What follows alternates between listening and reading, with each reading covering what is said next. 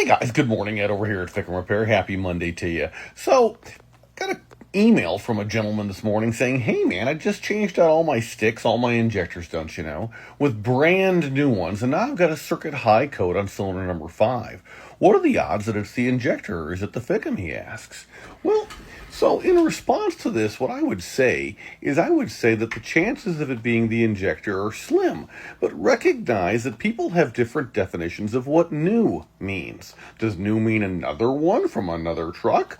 Does new mean new from the guy down the street who rebuilds them in his garage and he's just getting started?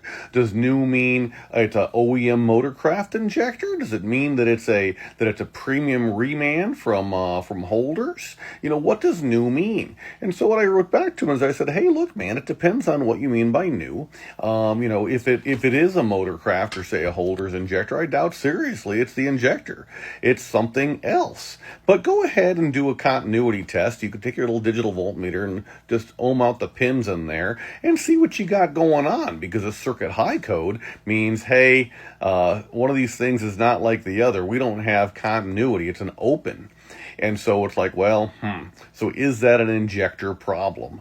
And if you don't know what to look for, just say, hey, look at this injector versus this injector, do a couple of them and see what's going on, or there's guides online. Google's your friend here. So outside of that, I told him you could do a wiggle test. You could do a continuity test on the injector harness, and you could, on the 4 pins that slide into this bad boy, and you can look to see, hey, do you have continuity from those 4 pins to their brethren side on the FICM side, and say, hey, is my injector harness good or is my injector harness bad? And now to do a wiggle test actually, and not just a straight up continuity test, actually would do it. To do it properly, you'd have to remove the harness from the vehicle, because you're going to contort it every which way, because a wiggle test is exactly what it sounds like, right? You're literally wiggling the harness as you've got both sides of the digital voltmeter on there, so it's going, beep the whole time, and when you're wiggling it around, the beep doesn't break. It doesn't go beep, beep, beep, beep, beep, beep, beep, beep. It just goes beep, right?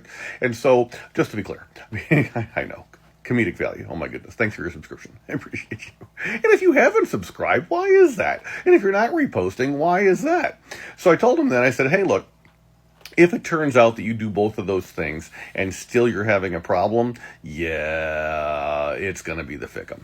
But then what I didn't get into is, well, why would it be the FICM? And probably what it is that following the injector work, probably it is that whoever was cranking on the truck trying to purge the air out of the high pressure oil system did not follow protocol. So what you're supposed to do, for those in the back, what you're supposed to do, and we came up with a new version of this, so pay attention. Step 1, hook up the battery charger. Step 2, go ahead and use the remote start engagement wire on the passenger side fender well just in front of the blower motor. Disconnect that little connector that's about the length of your pinky. Take the free end, touch it to the positive post of the passenger side battery, and that'll engage the starter. All that is doing is engaging the solenoid, sending voltage there and nowhere else. Perfection. So now that you've done that, now you go ahead and you 15 seconds on, 45 seconds off, unless you want to buy a starter from me. We did have somebody say, well, I've been cranking for 3 minutes straight. I've been doing it forever, not having a problem. Dude, I don't know. You must be living right, because obviously the rest of us aren't. We've burnt up a lot of starters over the years. I don't want that for any of you guys, right? So 15 seconds on, 45 seconds off. And if you do that, if you do the 15 seconds, 45 seconds off, if you do the 15 seconds, 45 seconds off, then what will happen is you will not end up burning up a starter, yay, and you will also not send any voltage to anything but the starter, yay. Now, the only drawback of this is you're also not sending voltage to the IPR valve, which means that, half the output of the high pressure, low volume, high pressure oil pump is going right back into the oil pan. But at least you're purging the air out of the system that way. And you keep on doing this 15 seconds on, 45 seconds off, until you hear the pitch change. When you hear the pitch change, you're like, aha, looky there, we have high pressure oil now, because that's what's happening now. We're pumping under a back pressure, and it's like, oh my goodness, here we go. So then what you do is you let the batteries recover 30, 45 minutes, whatever it takes, depending on your charger, maybe half a day. I don't know what you got for a charger. But after your batteries have recovered, and by the way, a 15 amp push against a group size 65 battery but you got two of them. So you're going to be at fully charged. You should be about 13.5 volts while hooked up to your dumb, I'll call it, charger that's just saying, hey, you told me to put electrons here. I mean, I'm putting electrons here. So if it's a smart charger, that's different. Just wait until it says it's done. But if it's your, what I call your granddad's charger, there's reasons why that's a better charger, actually, but you have to babysit it more.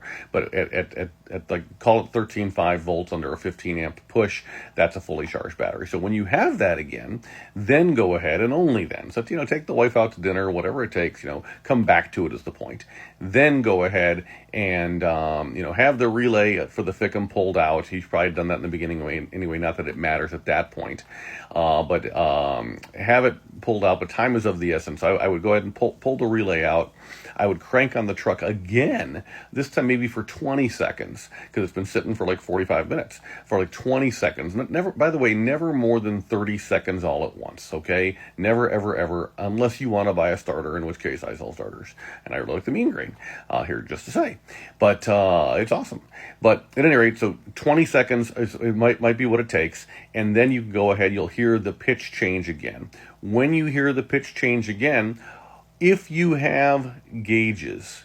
Now, if you don't have gauges, let's say you don't have gauges. We'll do that first. So you don't have monitoring gauges. You don't have an Edge Insight CTS3. You don't have an SCTX4. You don't have a Snap-on Solus. You don't have anything. If that's the case, have the relay out of the truck. Now crank on the truck, 45 seconds after you stop cranking on it with the remote start engagement wire. Now crank on the truck with the key. Another long enough that you see low pressure pop up on your instrument cluster, okay? And then put the relay back in, the truck should fire right up. Ideally, you would have gauges, though, and you won't have to guess. So ideally, what you'll do is you'll roll the key forward to the start position. That'll engage the starter of the flywheel, and you'll look for injection control pressure voltage. Not PSI, don't care about PSI, care about voltage. And you're going to look to see that it's 0.24, key on, engine off, 0.2 to 0.25 really, and then above 0.93 volts during cranking. And after it's above 0.93 volts during cranking, then pop the relay back in, roll the key again, the truck will fire right up. Now, if you're like, I don't see injection control pressure voltage, all I got is PSI, a cheat code here is you can go ahead and take a look at IPR duty cycle instead. And so when you first roll the key to the on position, it'll be between 14 and 15, very commonly 14.84, and then you're going to roll the key so the starter engages the flywheel, and after the starter engages the flywheel, then you're going to go ahead and you're going to see it go to 85%, but it'll back down. It'll back down in the 40s and 50s when you've established high pressure oil, actually, when ICP, injection control pressure, desired equals actual. So when that happens, okay, great, get off the key, pop the relay in, then go ahead and start the truck normally. It'll fire immediately. After it fires immediately, all risk of circuit high codes is now gone from that exercise, but there's still air in the system. Don't think there isn't. So go ahead and let the truck warm up to like 120, 130 degree oil, and then do something that very few people do. Take it for a spin, 5 minutes at 3,000 RPM or so, 2,800 to 3,200, somewhere in there. We're not going to redline the truck. Oh my goodness, no. But go ahead and get up to 3,000 RPM for like 5 minutes. That'll purge every little tiny bit of air out. And that way tomorrow morning when you start the truck, there won't be an elongated crank. It'll just start like normal, and life is good. You'll have protected your injectors, you'll have protected your FICM, you'll have protected your starter, you'll have protected your batteries. Oh my goodness, lions and tigers and bears, oh my. So you'll have done everything right, and then life is good. And hopefully when you changed out your injector, if you had to change out your injector, hopefully you did the HHC nipple cups with their corresponding O-rings, hopefully you did dummy plugs and standpipes if it's a newer one, hopefully you did just the standpipes along with those braided lines if it's an older model log rail style truck. So, oh my goodness, I know I talk fast. That was a lot. I had to get it in under 10 minutes. We got it done by the hair of our chinny chin chin, as they say. So, at any rate, that's what Rewind is for. So, go back and listen to this again. Maybe pin this video on your own, whatever, save it, whatever, and repost it. Tell your friends, hey, this was an avoidable circumstance. I doubt it was his injector. I think he killed his FICM, but it was so avoidable, and it just kills me. So now that his FICM is dead, because almost for a fact it is, I may or may not know a guy. FICMRepair.com. We're all in this together. Thank you, guys.